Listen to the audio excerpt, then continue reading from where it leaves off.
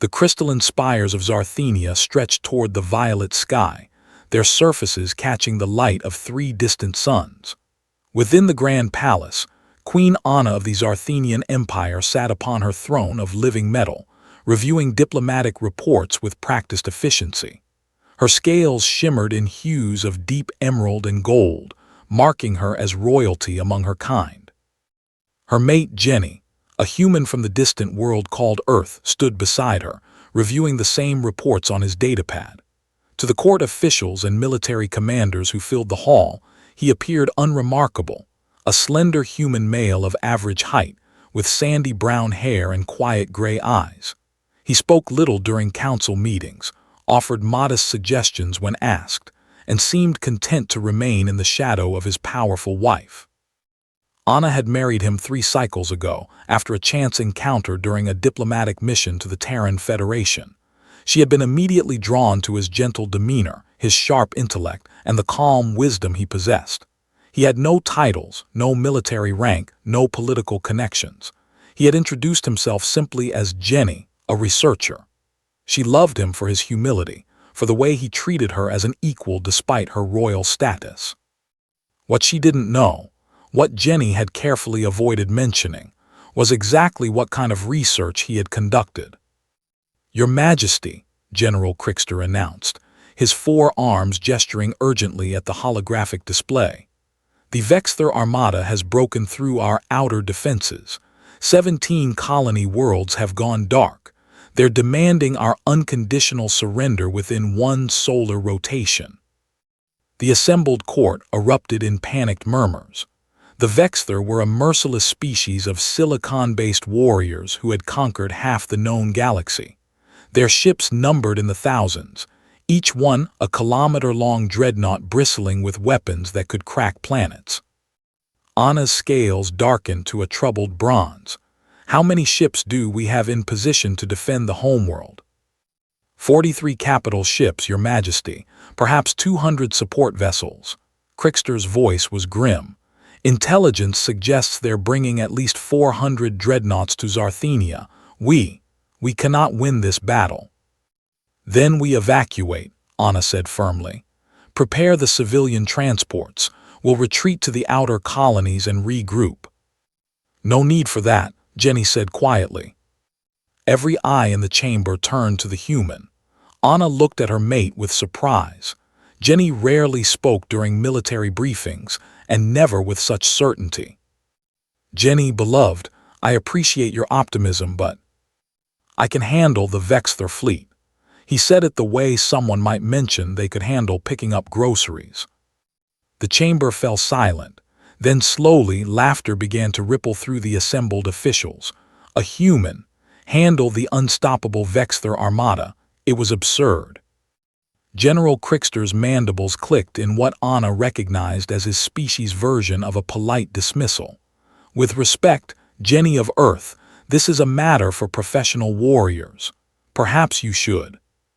"How long until they reach orbit?" Jenny interrupted, still looking at his datapad. "Approximately 8 hours, Crickster replied stiffly. "That's plenty of time." Jenny finally looked up, and Anna saw something in his eyes she had never seen before, a cold, calculating hardness that sent a chill through her scales. "Anna, I need access to the palace fabrication labs and quantum communication arrays. Also, I'll need diplomatic immunity extended retroactively for any previous activities that might come to light." Anna stared at her mate. "Jenny, what are you talking about?" He met her gaze and his expression softened slightly. "I told you I was a researcher. That was true, I just didn't specify what kind." He took a breath. "My full name is Dr. Jonathan Jenny Chen. I was the lead architect of the Terran Defense Initiative's Prometheus program." The name meant nothing to Anna, but she saw General Crickster's 4 eyes widen in what could only be shock. "The Prometheus program," the general whispered. "The war crime trials. The planet that was erased from existence. That was never confirmed to be real." "It was very real," Jenny said calmly. "And I was very good at my job, too good, that's why I left." He looked at Anna with something like apology in his eyes. I wanted a quiet life, a normal life. I found that with you, but right now you need the person I used to be." Anna's mind reeled. Her gentle, modest mate had been involved in something so terrible that even the mention of it made her hardened general pale. "What did you do?" she asked softly. "I designed weapons," Jenny replied. "Not guns or missiles. I designed ways to end wars permanently, efficiently, terribly." He turned back to the holographic display showing the approaching Vexthor fleet. "The Terran Federation locked away my research and declared it too dangerous to ever use again, but I kept copies. Old habit." "You're talking about mass destruction," Anna said, her voice hollow. "Genocide." "No," Jenny's voice was firm. "The Vexthor aren't going to be destroyed. They're going to be convinced to turn around and never threaten anyone in this sector again. There's a difference." He stepped closer to Anna, lowering his voice so only she could hear. "I love you. I love the life we've built. I don't want to be that person again. But I also won't let you lose your people, your empire, everything you've built because I was too cowardly to use the knowledge I have. After this is over, if you want me to leave, I'll understand." Anna looked into her mate's eyes and saw the truth there. He wasn't boasting or posturing. He was genuinely offering to do something he found morally reprehensible to save her people, knowing it might destroy their relationship. "Do what you need to do," she said finally. "But Jenny, we're going to have a very long conversation afterward." He nodded, then turned to address the stunned court. "I need 5 engineers, 3 astrophysicists, and access to your weapons-grade antimatter stockpile. Also, someone who can speak Vexthor. We're going to need to send them a message." 6 hours later, Anna stood in the orbital command station, watching the Vexthor armada materialize from hyperspace. 417 massive dreadnoughts, each one a monument to military might, arranged in a formation designed to bombard the planet below into submission. Jenny stood at a console, his fingers dancing across holographic controls with practiced precision. Around him, the Zarthenian engineers watched with a mixture of awe and terror as he assembled something from their own technology that none of them had conceived was possible. "Ready?" Jenny asked, not looking away from his work. "What exactly are you going to do?" Anna demanded. "Something called a quantum causality loop," Jenny replied, making final adjustments. "I'm going to show them what happens if they attack, not as a simulation or a prediction, but as an actual temporal echo. They'll experience their own deaths, all of them, simultaneously, for approximately 3 seconds. Their consciousness will touch the moment of their end and snap back to the present." Anna felt her scales ripple with horror. "You're going to make them experience dying." "Not just dying, I'm going to show them losing, completely. Because here's the thing about the Vexthor, they're warriors, but they're also pragmatists. They only fight wars they can win. Once they know with absolute certainty that attacking you means their total annihilation, they'll leave. No shots fired. No lives actually lost on either side. But you'd have to actually be capable of destroying them for the echo to be real," Anna said slowly. "Are you?" Jenny's hand hovered over the final control. "Yes. The quantum resonance cascade I've set up will cause a chain reaction in their ship cores. All 417 vessels would be vaporized within 90 seconds of initiation. But I'm not going to activate it. I'm just going to show them that I could." He finally looked at her. "Last chance to stop me. This is a weapon, Anna, a terrible one. Once I prove it exists, the universe changes. Other species will try to recreate it. There will be an arms race." Anna looked at the fleet on the displays, then at her people's ships, so few, so outmatched. She thought of the billions of lives on the planet below. "Send your message," she said.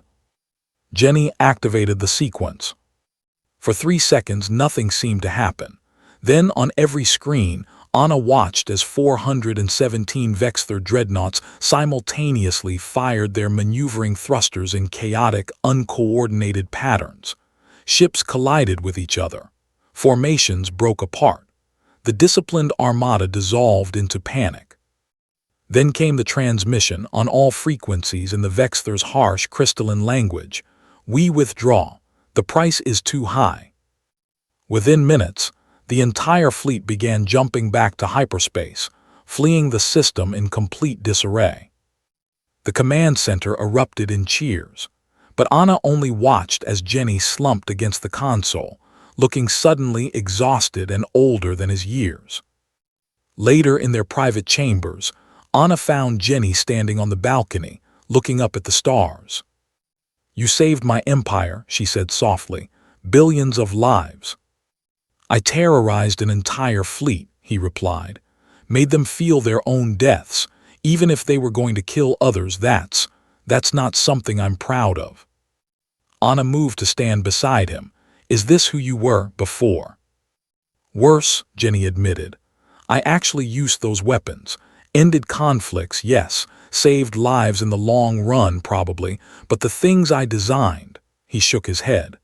"I wanted to leave that behind, be someone better. I thought maybe with you I could be just Jenny, just a person." "You are just a person," Anna said firmly. She reached out and took his hand, feeling the warmth of his human skin against her scales. "A person who made hard choices, who carries terrible knowledge, but also a person who reads me poetry, who laughs at my terrible jokes, who holds me when I doubt myself." Jenny turned to look at her, surprise evident on his face. "I married you because you were kind and clever and made me feel seen," Anna continued. "Learning that you're also capable of incredible and terrifying things doesn't change that. If anything, it makes your choice to be gentle more meaningful. You could be a weapon. Instead, you choose to be a person. Even after seeing what I can do."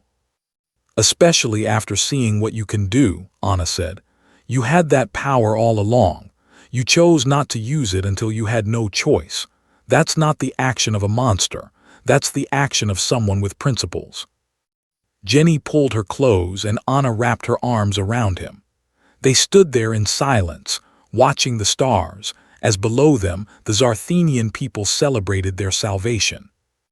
"The secret's out now," Jenny said quietly.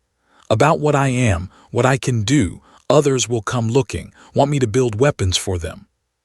Then I'll tell them my modest mate is retired," Anna replied. "And if they don't listen, I'll remind them what happens to people who threaten my family." Jenny laughed, a genuine sound that made Anna's heart warm. "Your Majesty, was that a threat?" "A promise," she corrected. "I'm the Queen of Zarthenia, you're my mate. That makes you mine to protect just as much as you protect me." "I like the sound of that," Jenny said. He hesitated, then added, "There will be questions, investigations. People will want to know everything about the Prometheus program." "Let them ask," Anna said firmly. "You're not that person anymore. You're Jenny, my Jenny. The man who helps me govern fairly, who advocates for the rights of lower castes, who insists we fund education over military expansion. That's who you chose to be." She pulled back slightly to look into his eyes. "What you did today saved my people without firing a single shot or taking a single life. You used terrible knowledge for good.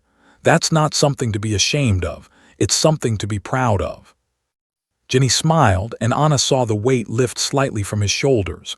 "I love you," he said simply. "I love you too," Anna replied. "My modest, terrifying, wonderful mate." From that day forward, the legend spread across the galaxy. Queen Anna of Zarthenia had a mate who seemed like nothing special. A quiet human, unassuming, gentle. Until the day you threatened his family. Then you learned exactly why the most dangerous humans were the ones who chose peace.